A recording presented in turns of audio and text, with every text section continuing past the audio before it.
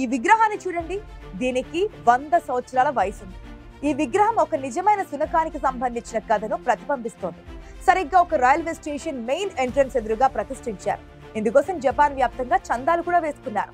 దీని గురించి జపాన్ దేశంలోనే కాదు, ప్రపంచ వ్యాప్తంగా తెలుసు. దాదాపు 100 సంవత్సరాల క్రితం జరిగిన ఈ కథ ఏంటన్నది చూస్తే, జపాన్ లో ఒక కుక్క తన యజమాని రాక కోసం 10 సంవత్సరాల పాటు ప్రతిరోజు క్రమం తప్పకుండా రోజుకు 2 సార్లు వచ్చి ఎదురు చూస్తుందిట.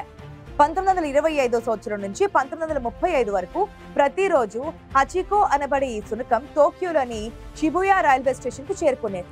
సాయంత్రం రైలులో వచ్చే తన యజమాని కోసం కళ్ళు కాయలు కాచేలా ఎదురు చూస్తేది. అయితే ఆ యజమాని హిడేసాబురో యునో జపాన్ లోని ఒక విశ్వవిద్యాలయంలో వ్యవసాయ విభాగపు ప్రొఫెసర్ గా పనిచేస్తున్నారు. నిత్యం దానిని వెంటేసుకుని స్టేషన్ కు రావడం, తిరిగి సాయంత్రం రైలు దిగగానే దానిని వెంట తీసుకుని ఇంటికి వెళ్లడం యూనోకు అలవాటు. తనను రైలెక్కించడం, తిరిగి రైల్లో రాగానే రిసీవ్ చేసుకోవడం దానికి అలవాటుగా మారింది. అయితే ఒక రోజు యథావిధిగానే క్లాస్ లో పాఠం చెబుతుండగా బ్రెయిన్ స్ట్రోక్ తో ప్రొఫెసర్ యునో మరణించారు.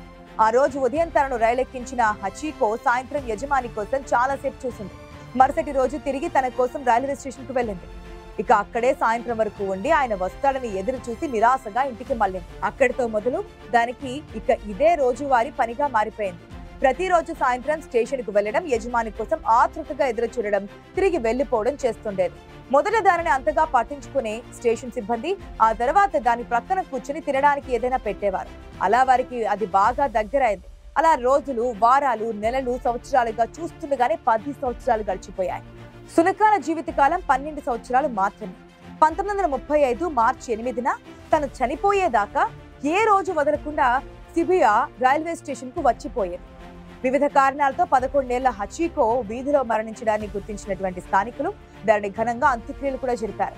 హచికో శునకపు నమూనాను ఇప్పటికీ టోక్యోలోని నేషనల్ మ్యూజియంలో భద్రపరిచారు. ఆ విశ్వసనీయతను, యజమానిని మర్చిపోలేదని గుణాన్ని గుర్తు చేసుకుంటూ షిబుయా పట్టణంలో వివిధ చోట్ల హచికో విగ్రహాలను కూడా ఏర్పాటు చేసుకున్నారు. హచికో మరణ వార్త జపాన్ జాతీయ పత్రికలలో హెడ్లైన్ వార్తగా వచ్చిందంటే అది అక్కడ ప్రజలను ఎంతగా ఆకట్టుకుని ఉంటుందో అర్థం చేసుకోవచ్చు. గత శతాబ్దానికి పైగా హచికో గురించి ప్రపంచ వ్యాప్తంగా కథలుగా చెప్పుకున్నారు. ప్రపంచంలోనే అత్యంత విశ్వసనీయమైన శునకంగా హచికో పేరు తెచ్చుకుంది. ఇది గుర్తించిన స్టేషన్ ఉద్యోగులు తమ రైల్వే స్టేషన్ ఎదురుగా తన యజమానితో సహా ఒక విగ్రహం ఏర్పాటు చేసుకున్నారు. ఆ విగ్రహం ఇప్పటికీ ఆ స్టేషన్ ముందు అలాగే ఉంది. ఈ విగ్రహం 2వ ప్రపంచ యుద్ధం సమయంలో పడిన బాంబు దాడిలో కరిగిపోయింది. మరోసారి వచ్చిన విరాళాలతో తిరిగి 1948లో కాంస్యంతో మరో విగ్రహం తయారు చేయించారు. నేటికి ఈ స్టేషన్ ముందున్న విగ్రహాన్ని ప్రయాణికులు ఒకసారి చూస్తారు, తమ మొబైల్ కెమెరాలతో సెల్ఫీలు తీసుకుంటున్నారు కూడా. ఇప్పుడు ఆ ప్రవేశ ద్వారానికి హచికో గౌరవార్థం హచికో గుచి అని పేరు పెట్టారు. గుచి అంటే ఎంట్రన్స్ అని అర్థం. హచికో కథతో 1987లో జపానీ భాషలో హచికో మోనోగాటరీ అన్న పేరుతో సినిమా కూడా తీశారు. అది ప్రపంచ భాషలో డబ్బింగ్ చేయబడి బ్లాక్ బాస్టర్ అయింది. ఎన్ని రోజులైనా సరే నీకోసం వేచి ఉంటా అని సినిమా పోస్టర్ పై ట్యాగ్ లైన్ కూడా ఉంటుంది.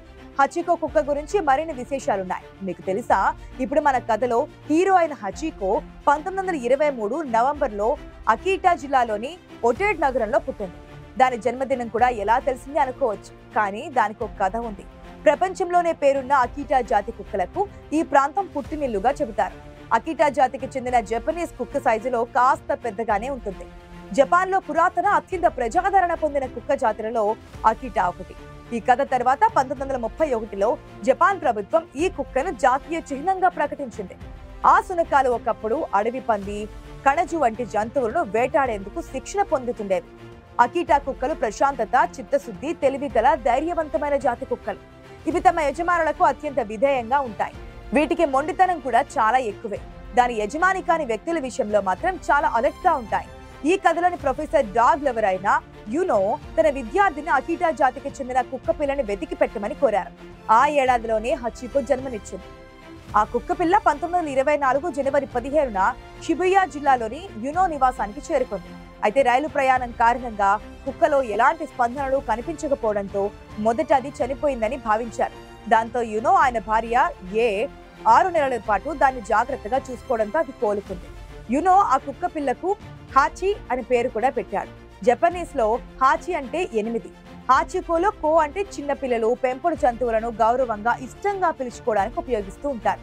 అలా యునో హచికోను 16 నెలల పాటు సాకాడు.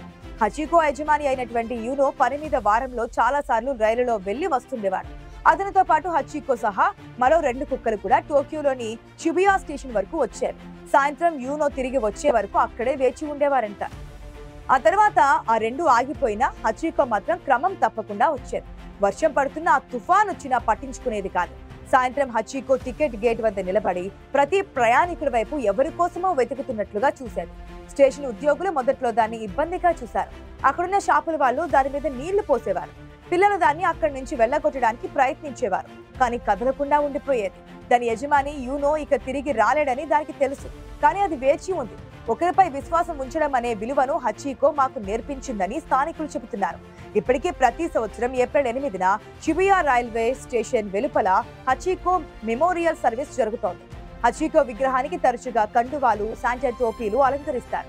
కరోనా సమయంలో దానికి మాస్క్ కూడా పెట్టారు. అది చనిపోయాక దాని అవశేషాలలో కొన్నింటిని స్థానిక అయోమా శ్మశాన వాటికలో యోనోతో కలిపి ఖననం చేశారు. కుక్కలను వాటి మానాన వాటిని అడవిలో ఉండిపోనీయకుండా ఇంటి దాకా తెచ్చుకున్న మనిషి ఇప్పటికి సుమారు 15,000 సంవత్సరాలు గడిపేశాడు. దాన్ని మచ్చిక చేసుకున్నాడు. మానవులు తొట్టెతొలిగా మచ్చిక చేసుకున్న జంతువు గొర్రె అన్న వాదన ఉన్న కుక్కేనంటారు. మనిషితో మొదటిసారిగా స్నేహం చేసిన జంతువుల్లో కుక్క అగ్రభాగాన ఉందన్నది సత్యం. అప్పటి నుంచి అది మనిషికి వేటలో సాయపడింది. పంటలను కాపు కాసింది. మంచులో స్లెడ్జ్ బళ్లను లాగింది. దొంగలు, హంతకుల జాడను పసిగట్టింది. బాంబులను గుర్తించింది. ఒంటరి జీవులకు తోడుగా నిలిచింది. దేవదాసులకు స్వాతంత్రనిచ్చింది. దొంగల నుంచి తన ప్రాణాలను అడ్డుపెట్టి యజమానుల ప్రాణాలను కాపాడింది. డ్రగ్స్ కనిపెట్టడంలో, విమానాశ్రయాలలో అక్రమాలను బయట పెట్టడంలో, మనిషి నాగరికత ప్రస్థానంలో తనకు తెలియకుండానే విశ్వసనీయమైన పాత్రను పోషించింది. దాని తోక మాత్రమే వంకర కావచ్చు కానీ దాని పనిలో ఏ వంక ఉండదు. 1957లో రష్యన్లు స్పుత్నిక్ లో మొదటిసారిగా ఒక జీవిని అంతరిక్షంలోకి పంపాలనుకున్నప్పుడు వాళ్ళు ఎంచుకున్నది కూడా ఒక కుక్కనే. అది మాస్కో వీధుల్లో తిరిగాడిన 3 ఏళ్ల ఆడ ఊర కుక్క. పేరు లైకా. అది ప్రాణంతో తిరిగి రాదని దానికి తప్ప శాస్త్రవేత్తలందరికీ తెలుసు. తనని ప్రేమించిన యజమాని కోసం, తాను ప్రేమించిన యజమాని కోసం 1925-1935 కాలంలో అది చనిపోయేదాకా సుమారు 10 ఏళ్ల పాటు ఆ స్టేషన్లో ఎదురు చూసిన హచికో జపాన్ లో ఇప్పుడు ఒక సాంస్కృతిక చిహ్నం. కుక్క అంటే విశ్వాసం అనే పేరు దానికి ఊరికే రాలేదు. వేల ఏళ్లుగా లక్షలాది కుక్కలు సమిష్టిగా సముపార్జించుకుంటున్న ఘనత అది. ప్రపంచంలో సుమారు 360 రకాల కుక్కలున్నాయి. వీటన్నింటినీ ఇంటి కుక్క, ఊర కుక్క అని 2 రకాలుగా విభజిస్తారు. ఈ రెండింటికి మధ్య ఉన్నది స్వల్ప భేదమే. ఇది జాతిపరమైనది కాదు. పెంచుకుంటే ఇంటి కుక్క, ఎవరికి పట్టణదైతే ఊర కుక్క. 100 ఏళ్లుగా హచికో గురించి చెప్పుకుంటున్నా. ఇప్పటి నుంచి మరో 100 ఏళ్లు కూడా యజమాని పట్ల షరతులు లేని అంకిత భావంతో కూడిన హచికో ప్రేమికథ ఎప్పటికీ నిలిచి ఉంటుంది.